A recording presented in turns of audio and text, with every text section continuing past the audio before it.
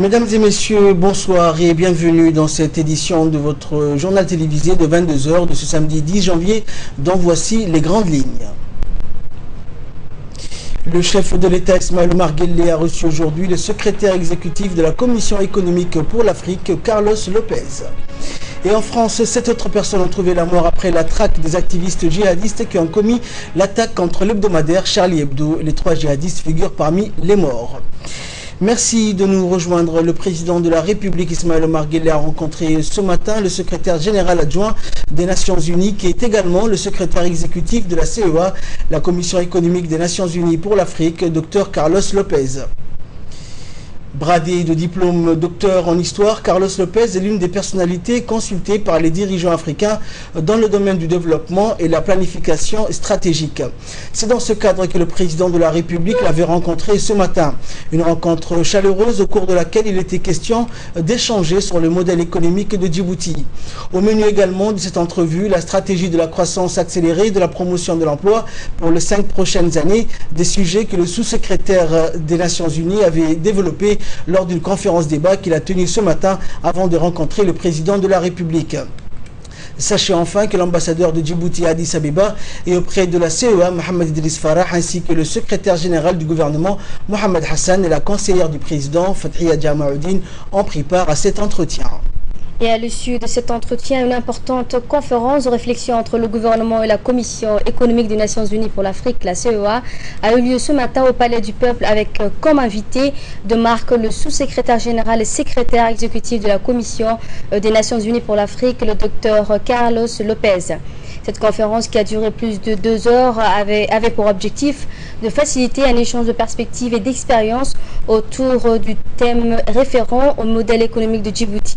L'objectif ultime étant de mieux appréhender les éléments clés ainsi que le cheminement qui permettront la consolidation de la croissance partagée.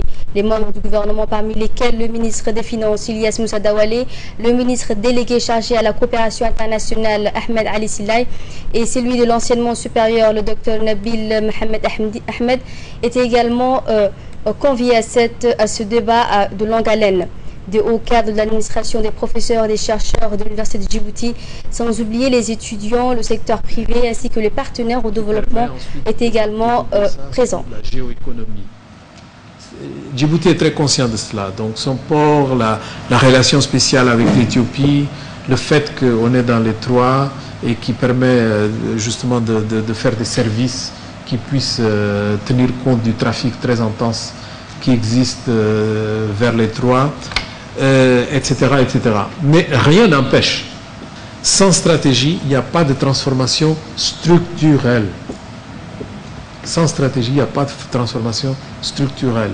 La transformation structurelle, elle a besoin de réflexion qui est un peu plus poussée que, disons, des anecdotes ou des différentes analyses sectorielles qu'on puisse éventuellement faire, même si elles ont beaucoup d'aplomb.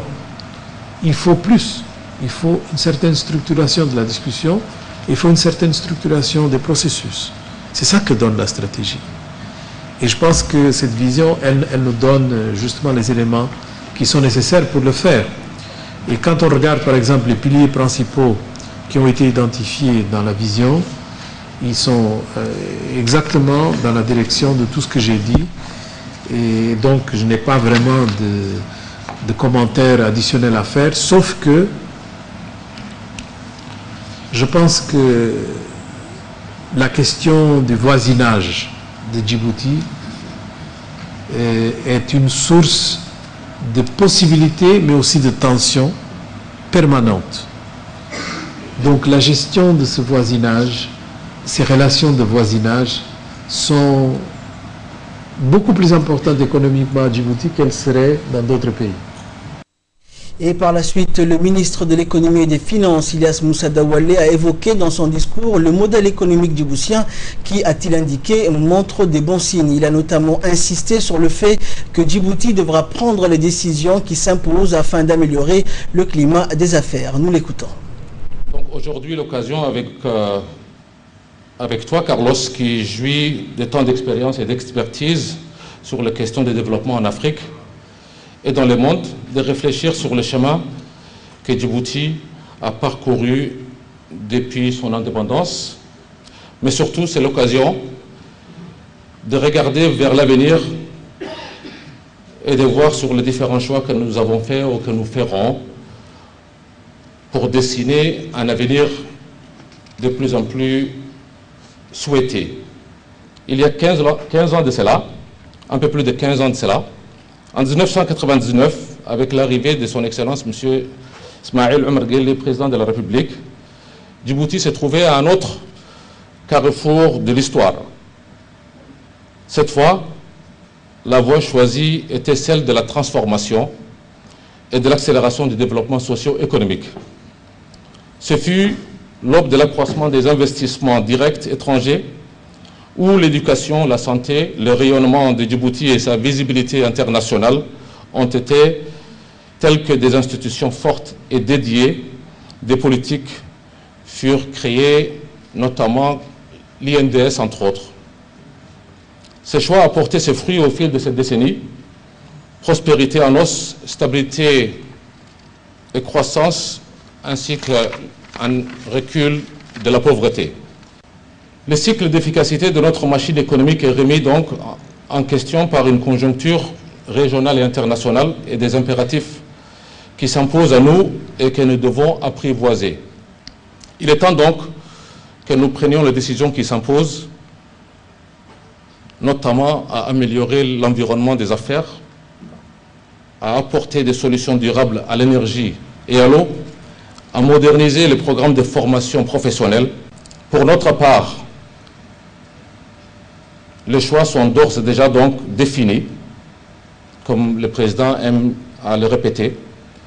Nous avons choisi la transformation au lieu du statu quo, la stabilité au lieu de la fragilité, l'inclusion au lieu de l'exclusion. Et de son côté, le ministre des Affaires étrangères de la coopération internationale par intérim, Ahmed Ali Silay, a surtout insisté sur l'importance des ressources humaines ainsi que sur l'éducation et la formation qui sont les conditions sine qua non de tout développement. Je vous propose de l'écouter. Un privilège et un honneur pour moi de prononcer ces petits mots de chaleureuse bienvenue à M. Carlos Lopez, secrétaire général adjoint de l'ONU et secrétaire exécutif de la Commission économique des Nations Unies pour l'Afrique, qui effectue sa deuxième visite de travail en République de Djibouti suite à l'invitation du président de la République, chef du gouvernement, son Excellence M. Ismaïl Omar Guelleh. Je saisis cette occasion pour vous présenter nos meilleurs vœux pour l'année 2015 et pour réaffirmer l'attachement de notre pays aux relations de coopération et de partenariat avec le système des Nations Unies qui agit sans ménager d'efforts pour contribuer au développement économique et du bien-être social de nos concitoyens.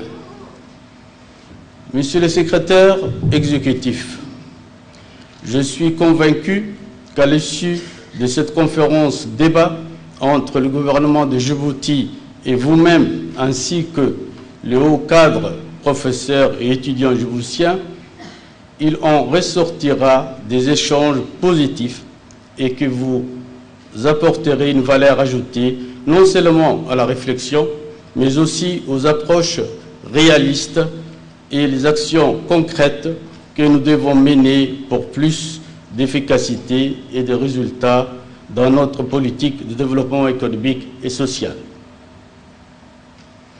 Aussi, je tiens à remercier tous ceux qui ont contribué à l'initiation de cette réflexion et à l'organisation pratique de cette conférence, et en premier lieu, notre ambassadeur à Addis Abeba, son Excellence Mohamed Idriss Farah, ainsi qu'à toute l'équipe du ministère de l'économie et des finances et du ministère des Affaires étrangères. La 53e session extraordinaire du Conseil des ministres des pays de l'IGAD, de l'autorité intergouvernementale pour le développement, a débuté ses travaux ce samedi à Mogadiscio en Somalie. Les travaux de la session portaient entre autres sur la mise à jour de la vision 2016, la question de l'intégration des forces de sécurité ainsi que sur la stabilisation, c'est-à-dire l'accès aux zones libérées. La République de Djibouti est représentée par une importante délégation conduite par le ministre des Affaires étrangères et de la coopération internationale, Mahmoud Ali Youssouf, accompagné de l'ambassadeur de Djibouti en Somalie, Dayib Doubad Roblé, de Guélédris Omar, directeur des relations multilatérales, de Mohamed Ismail Ali, sous-directeur du protocole d'État, ainsi que du premier conseiller à l'ambassade de Djibouti en Somalie, Mohamed Ali Jama'a. Et en marge de cette session, le chef de la diplomatie djiboutienne a procédé à la visite du quartier général de l'AMISOM en compagnie de ses homologues des États membres de l'IGAD. En matière de santé, cette fois, les maladies non transmissibles comme le cancer, les cardiopathies, les pneumopathies, le diabète et les maladies cardiovasculaires constituent un fléau de santé publique et enregistrent un fort taux de morbidité. Ces maladies, pourtant évitables, ont des conséquences socio-économiques très importantes à l'échelle d'un pays. C'est dans cette optique que se tenue ce matin une importante réunion présidée par le secrétaire général du ministère de la Santé, Ali Silay Abdallah, en présence des hauts cadres du ministère et des institutions partenaires et concernés. Pour les Nations Unies, les maladies non transmissibles peuvent compromettre les progrès réalisés à l'échelle mondiale dans le cadre des objectifs du millénaire pour le développement. Les études menées ont démontré que lorsque les maladies chroniques augmentent de 10%, la croissance économique annuelle chute de 0,5%. Si rien n'est fait, d'ici quelques années, les maladies non transmissibles vont accélérer les pertes dans le produit national des pays à revenus faibles et intermédiaires. Comme vous le savez, a mis en place un projet qui s'appelle le E-Santé. Alors, le E-Santé, c'est la santé électronique. Eh bien, ce projet est composé sur plusieurs axes. Un des axes sur lesquels on a commencé est la télémédecine. Donc, qu'est-ce que c'est que la télémédecine? La télémédecine, c'est les diagnostics à distance. Alors, concrètement, ça veut dire qu'en fait, les médecins qui se trouvent dans les régions, étant donné qu'il n'y a pas de spécialistes dans les régions, ils vont contacter des régions les médecins qui se trouvent à la capitale, qui sont des spécialistes. Alors c'est le cas par exemple au Bok. À Obok, on a installé des équipements qui nous permettent de se connecter directement avec l'hôpital Pelletier pour demander un avis à un spécialiste. Alors cela, c'est ça qu'aujourd'hui nous allons essayer de vulgariser, c'est-à-dire que dorénavant, les interprétations pour les radios des régions intérieures, les gens n'auront plus besoin de se déplacer. Toutes leurs interprétations radio seront faites à distance. Et par la suite, dans une interview, que le responsable de ces recherches, le docteur et chercheur Moussa Abouti, a indiqué que la sédentarisation des populations autrefois nomades accentue le développement des maladies non transmissibles. Les habitudes alimentaires très riches en apports caloriques, surtout en lipides et en glucides, héritage de l'époque de nomadisme et transhumance pastorale, ont un impact sur la santé de la population. Le projet e-santé, initié donc par le chercheur Moussa Abouti, permettra de consolider le système d'information et la remontée des données des patients en temps réel entre les unités médicales de la capitale et ceux des régions de l'intérieur. Placé au cœur du système de soins, le patient sera l'acteur principal responsable dans l'autogestion. Et les résultats des travaux de recherche du chercheur Moussa Abouti feront de notre pays une référence dans l'autogestion des maladies non transmissibles pour les autres pays d'Afrique et du Moyen-Orient. Nous l'écoutons. Avec le ministère de la Santé et le ministère des Télécoms.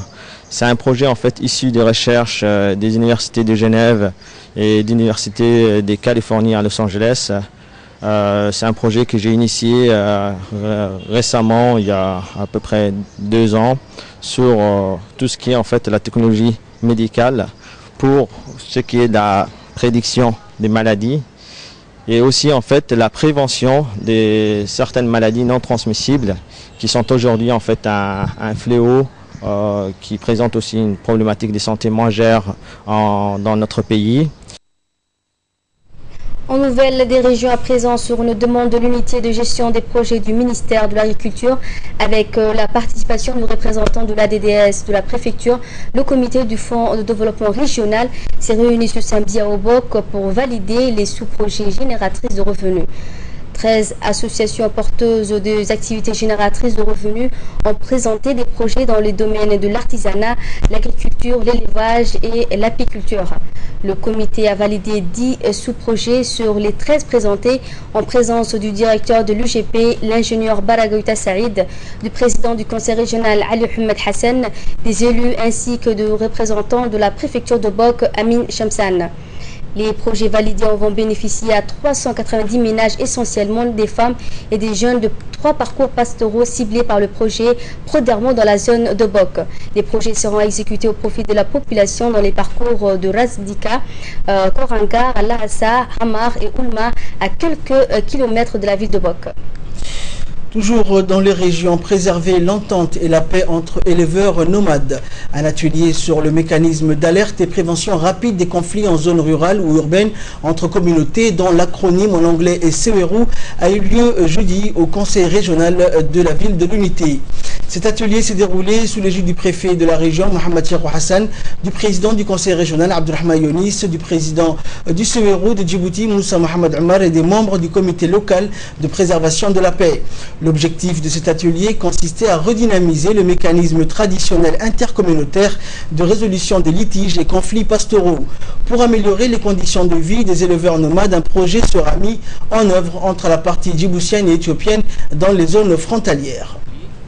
Nous rassemblera durant 3 jours, du 8 au 10 janvier, rentre dans le cadre des efforts du CERU de Djibouti qui consiste à promouvoir la coexistence pacifique entre nos communautés, et c'est, il faut le souligner, avec l'appui constant du préfet de Dikil et du CLP dont il est responsable.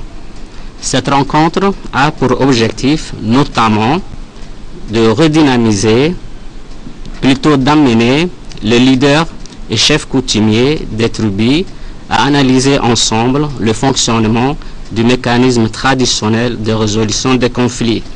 Vous l'aurez compris, il s'agit donc d'un atelier important qui nous invite à réfléchir ensemble sur un plan de résolution ou de redynamisation du mécanisme traditionnel de résolution des conflits. Direction Artaville où l'on comptera bientôt de nombreux logements en dur. Une délégation d'une ONG de bienfaisance chrétienne dénommée Jamia Al-Khairia séjourne à Djibouti pour constater les travaux d'avancement de construction des logements sociaux dans la région d'Arta et Leïta et Omar Djaga. L'ONG chrétienne finance un projet de construction de 200 logements dans la région d'Arta avec 100 logements à Leïta et 100 autres à Omar Djaga. Accompagné par le préfet d'Arta, Ataya Ouaïs, le député Gadito, la délégation chrétienne a octroyé des rations alimentaires pour 200 familles dans la localité de Leïta aux familles démunies. Les responsables de l'orphelinat et du complexe hospitalier Ar-Rahma ont coordonné l'achat et la distribution de cette assistance alimentaire. Le préfet d'Arta, Ataya Ouaïs, a remercié l'ONG chrétienne et les responsables d'Ar-Rahma pour cette action de soutien aux familles et pour la construction de logements sociaux dans la région d'Arta. En nouvelle nationale toujours, la coopération Djibouto-Nippon honorée. Une importante cérémonie a été organisée hier soir au Sheraton Hotel pour commémorer le 19e anniversaire de l'amitié Djibouto-Nippon.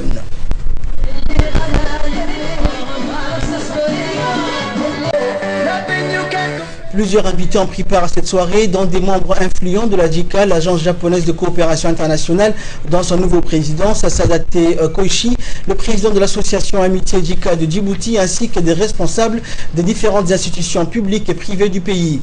Cette soirée a été un moment opportun pour rendre un hommage appuyé au sens de l'engagement des jeunes volontaires japonais qui ont grandement contribué depuis 2000 au renforcement du partenariat Djibouto-Nippon dans divers domaines d'intérêt commun. Le Japon a été l'un des premiers États à apporter son soutien à notre pays et les relations entre la République de Djibouti et le pays du soleil levant se traduisent par un esprit d'enrichissement et de compréhension réciproque qui force l'estime et la confiance des cadres nationaux. Il existe entre la République de Djibouti et le Japon des relations qui sont d'ailleurs excellentes et qui existent depuis l'accession de notre pays à l'indépendance. Comme nous le savons, les ressources humaines bien formées sont le plus grand atout à tout pays pour l'initiative de construction de la nation. Il est nécessaire de mettre en place ces ressources précieuses à travers l'éducation et la formation, afin qu'ils puissent être efficacement mobilisés dans le domaine du renforcement des actions du pays. À cet égard, le Japon a dépêché en permanence des experts japonais à Djibouti à réutiliser leurs connaissances et leur expertise.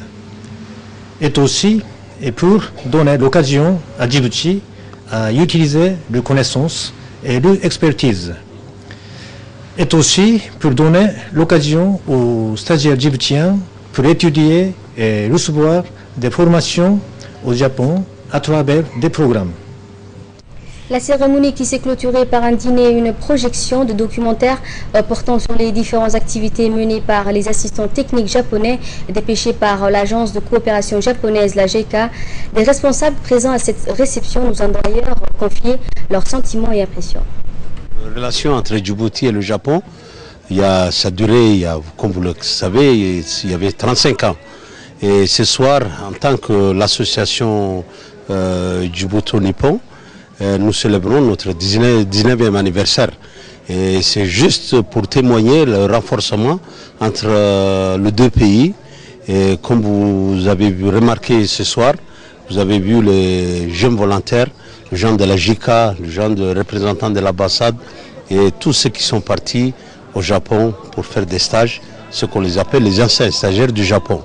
Et cela, ça témoigne la coopération, comment et à haut niveau la coopération entre le Djibouti et le Japon. En tant qu'ancien stagiaire, on est là pour appuyer l'effort des jeunes volontaires qui sont ici présents, et qui sont un peu éparpillés dans le cercle de l'intérieur. Ils font un travail laborieux. Ils sont à côté des jeunes des jeunes dans les CDC, dans les infirmeries, dans l'agriculture. Donc nous, en tant qu'association, on les intègre et puis on les assiste. Avant de création du bureau JICA à Djibouti, l'association était déjà existée. Et donc pour mener des projets de coopération bilatérale, ça a été fait à travers d'autres bureaux JICA qui se trouvent pays africains. Mais grâce à l'existence de l'association, nous avons vraiment mené quelques projets efficacement avec ces appuis. Et comme il vous a expliqué qu'il a joué un rôle très important pour renforcer l'amitié entre les deux peuples. Actualité internationale à présent, et notamment en France. Fin de la prise d'otage à Paris, à la porte de Vincennes, qui a fait 5 morts, dont le djihadiste Ahmadi Koulibaly. Le suspect de Montrouge, Ahmadi Koulibaly, a été abattu lors de l'assaut des forces de police françaises contre le supermarché Cacher. Il s'y était réfugié vers 13 h hier après une fusillade prenant une quinzaine d'otages. 4 d'entre eux ont perdu la vie. Explication. Il est environ 17 h, porte de Vincennes à Paris, quand les hommes du raid lancent l'assaut à l'hypercacher où un homme, Ahmadi Koulibaly, retient en otage une quinzaine de personnes. Le rideau automatique s'ouvre. À terre, on distingue le corps d'un homme abattu plus tôt par le forcené.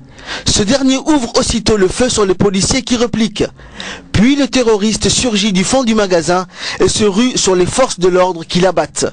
L'assaut a duré une trentaine de secondes. Les otages prennent la fuite. 4 d'entre eux ont trouvé la mort, sans doute assassinés dès les débuts par le terroriste. 4 autres sont grièvement blessés. 2 policiers ont également été touchés lors de la fusillade. Ahmadi Koulibaly avait fait irruption à la mi-journée dans ce magasin, une épicerie juive qu'il n'avait pas choisie par hasard. Dans une interview téléphonique accordée à la chaîne BFM TV, il s'est revendiqué de l'organisation État islamique et affirme s'être synchronisé avec les frères Kouachi, auteurs de l'attaque contre Charlie Hebdo. La veille, l'homme de 32 ans avait tué à Montrouge une policière municipale et blessé grièvement son collègue. Selon le procureur de la République de Paris, Ahmadi Koulibaly avait menacé de tuer tous les otages. Et sans transition, enfin, de la traque aussi des auteurs de l'attaque contre l'hebdomadaire Charlie Hebdo qui s'est déroulée en Seine-et-Marne dans la commune de Damartin-en-Gouel.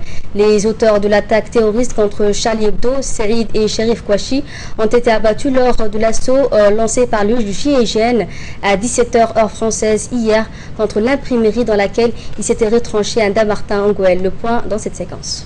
De 26 ans qui se trouvait dans l'entreprise, il est sain et sauf. Jamais les deux terroristes ne se sont doutés de sa présence. De sa cachette, il a communiqué avec l'extérieur grâce à son téléphone portable. Quand on a appris le dénouement heureux, on s'est senti léger, confie Monique Dagobert, une commerçante qui le connaît. On est heureux, on lui a envoyé un petit SMS à sa femme et à lui, et on lui a demandé de nous envoyer dès que possible un petit mot pour nous dire qu'il va bien. Un soulagement largement partagé, comme l'explique Bernard Corneille, conseiller général de Saint-et-Marne. Je vais exprimer à nouveau le soulagement qui est le nôtre, le soulagement de tous, des habitants de cette région, de ce secteur, parce que cela se passe dans une zone densément peuplée. Il y a des enfants, il y a des collégiens, il y a des employés dans ce secteur, et puis l'entreprise dans laquelle les individus avaient pénétré, c'est une entreprise que nous connaissons bien, nous connaissons le patron, et donc c'est un vrai soulagement de savoir que cela se termine ainsi. Le village de 8000 âmes aurait été en état de siège pendant 8 heures, commerce fermé, établissements scolaires évacués et habitants terrés chez eux. La France aura besoin de temps pour retrouver son calme si elle y parvient jamais. Alors que ces événements sans précédent depuis 40 ans en France continuent d'émouvoir le monde entier. Washington et l'Europe ont exprimé leur solidarité avec Paris, où tous les dirigeants européens iront manifester demain, dimanche, pour soutenir la France. Le président américain Barack Obama a affiché avec force la solidarité des États-Unis envers la France. Et justement, aux États-Unis, où le Britannique d'origine égyptienne Abu Hamza al-Masri a été condamné à la prison à vie, le républicain Mitt Romney pourrait de nouveau tenter sa chance à la Maison-Blanche l'année prochaine. Le département d'État américain a annoncé également mardi que Cuba avait libéré certains prisonniers politiques issus d'une liste de 53 noms soumise par Washington à la Havane. Le nombre exact de prisonniers libérés n'a pas été précisé. Faisons un tour rapide de ces événements avec Fardous Hussein en bref et en images. Le Britannique d'origine égyptienne Abu Hamza al-Masri a été condamné à la prison à vie. Reconnu coupable en mai dernier d'activités terroristes, l'ancien imam de la mosquée londonienne de Fransbury Park était jugé pour son rôle dans l'enlèvement des touristes occidentaux au Yémen en 1998 et pour avoir voulu créer un camp d'entraînement au djihad en Oregon. Le républicain Mitt Romney pourrait de nouveau tenter sa chance à la Maison-Blanche l'an prochain. Le perdant de la présidentielle américaine de 2012 avait pourtant dit qu'on ne l'y reprendrait plus. Mais un sondage réalisé en décembre donne l'homme d'affaires en tête des intentions de vote des électeurs républicains aux primaires. Le département d'État américain a annoncé mardi que Cuba avait libéré certains prisonniers politiques issus d'une liste de 53 noms soumise par Washington à la Havane. Le nombre exact de prisonniers libérés n'a pas été précisé. Cuba a libéré des prisonniers politiques comme le souhaitaient les États-Unis dans le cadre de l'amorce d'un rapprochement diplomatique entre les deux pays, a indiqué le département d'État américain. Et voilà, c'est tout pour ce journal. Merci à vous de l'avoir suivi et très bonne suite de programme sur Télé Djibouti.